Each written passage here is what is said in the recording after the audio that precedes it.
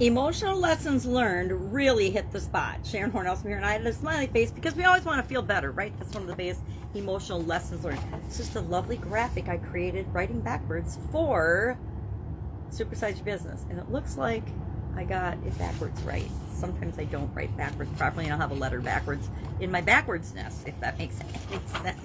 I have an Android phone. I use Android technology, and it's one of those things that iPhone figured out how to flip the screen so the text and the writing that you have appears in the right direction.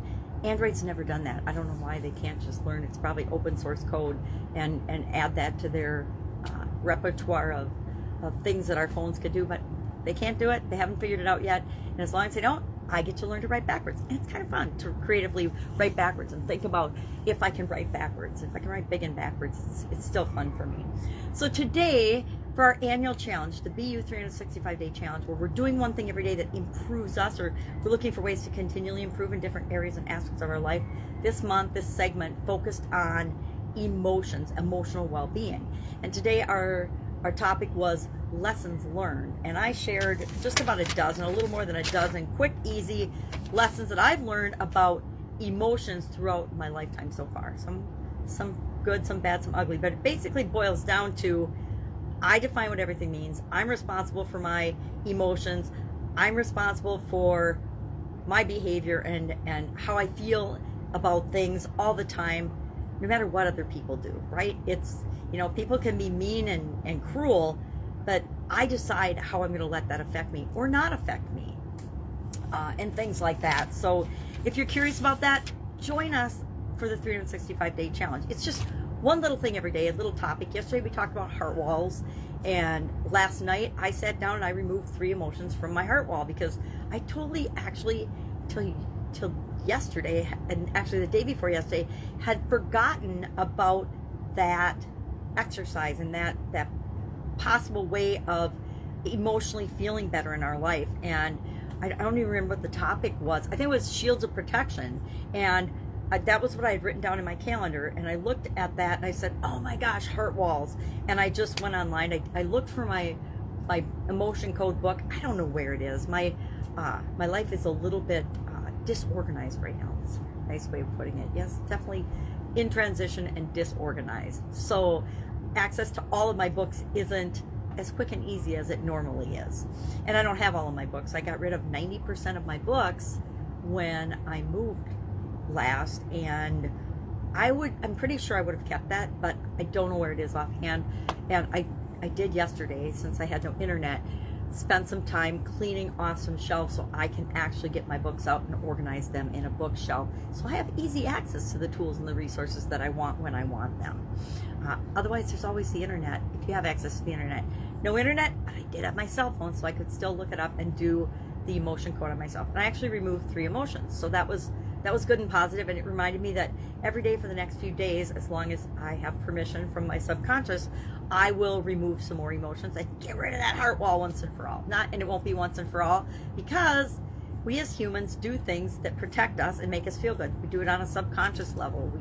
We do things that protect ourselves, and we're always doing that, right? Our subconscious's job is to keep us safe and keep us from doing things that we think might harm us. So that often keeps us doing the same thing over and over and over again, even if it's crazy, because it doesn't get us different results. So we talked about lessons learned. How do you capture lessons learned? Why would you want to do that? And that is available on the Get Up and Go Challenge Facebook group page under Guide 15. They're all in order, so you can start anytime. And it's not like the day 1 has to come before today was day 56. You can do them in any order you want. I just like to start with something and try to keep a segment. So we did physical in January, we're doing emotional in February, we're doing mental or mindset, mental health, and mental well-being in March. April is spiritual. May is probably financial. June, relationships. I'm not sure exactly. I'm not looking at my calendar. It's here, but I'm not going to grab it. So I planned out the year of what just a topic. But as I look at that topic the night before or the day before, it often does things like triggers. Oh my gosh, you totally forgot about heart walls and that whole exercise. It was something that I discovered right after my sudden cardiac arrest in 2011. Dr. Bradley Nelson released the book, The Emotion Code, and I had heard about it from Darius Barzanti on a teleseminar. He did teleseminars, I think almost 4 or 5 days a week, if not 4 for sure. But he did a lot of them back in the early teens, the 20 teens, I don't know how you call those. And I was listening to him as part of my personal journey and healing, and one of the guests was Dr. Bradley Nelson, and I was attracted to that because I just had a sudden cardiac arrest and I was still in recovery from that. And so the subject was right on time for me to look at and say, do I have a heart wall? Oh, I sure do. What's it made of? Where did it come from? How big is it? Things like that. And I found it really interesting and intriguing, and I still find it interesting today. So lessons learned. What are some lessons, emotional lessons that you've learned throughout your life? And do you have a way of capturing those? I actually keep a lessons learned notebook.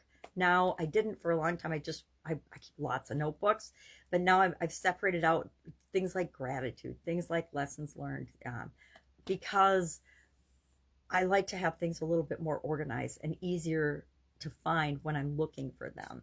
So I just grabbed a page out of my lessons learned book and I wrote, okay, what are some emotional lessons learned? Because I haven't really broken them down by physical, mental, emotional, spiritual, financial, relationships, contribution, confidence, and communication. I've never really broken them down that way. So I'm going to start to segment them, and I'll probably just put a little letter by them or the name by them, or maybe I'll put colored dot stickers. I don't know, through the book, through the things that I've done already. Or maybe I'll get somebody to separate them out and put them in the different life categories. I don't know. So it's a project for another day and a thought for another day.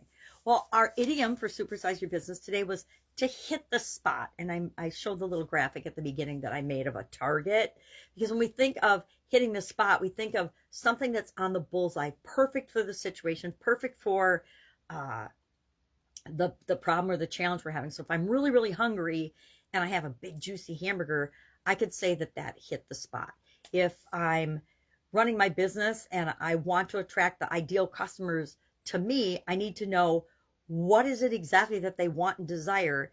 And I'm going to sell them that, and I'm going to give them what they need, right? I'm going to make sure that people get what they need for sure, that I know they need based on experience and what I'm offering, in order to get the results that they want. People only care about what they want. People buy what they want and desire. They don't buy what they need. They buy what they want in the expectation and hopes that what they need will be satisfied. That's why so many people will buy things or they'll have a problem and they'll go online and they'll buy a book or they'll read a couple articles about it. And in their mind, they've solved that problem, even though maybe they ordered a book and it hasn't even come yet. But in their mind, they've already let go of a lot of the drama and trauma with that problem because they know the book is on the way. And so just buying the book gives them some relief in terms of thinking they've got what they need and want in order to solve a problem that they've got. Human nature. So hit the spot, lessons learned, emotional lessons learned. I don't know what tomorrow is for our annual challenge. I'll have to look it up. I look on my calendar every day. Here's my process. I have the calendar. I did the calendar so that I've got at least something to go on. So I'll look at that today. I'll then pick an idiom from my list of, I made a list in the beginning of this segment, the emotional segment, of emotion-related idioms. And I think I've probably got, I don't know, 150, 200 different idioms to choose from. So I'll look at the topic for today for the annual challenge, and then I will go to the idiom list and I'll pick an idiom. Sometimes it goes with it, sometimes it doesn't. I don't know that hit the spot and lessons learned go together, but they did in my mind when I picked it from the list of what's still available, because we've already done 24 different idioms with respect to emotions. So, and I found that I have a propensity toward selecting the positive idioms, not the negative ones. Unfortunately, about 80% and 90% of idioms and words and language are negative, not positive. So it means I have a smaller population of options to choose from. But I do some of the negative ones sometimes too, because it goes along with the topic or the day's topic. And I just started doing that this year, picking an idiom that is related to what we're doing in the annual challenge, just to kind of be aligned and keep my focus more into a certain area.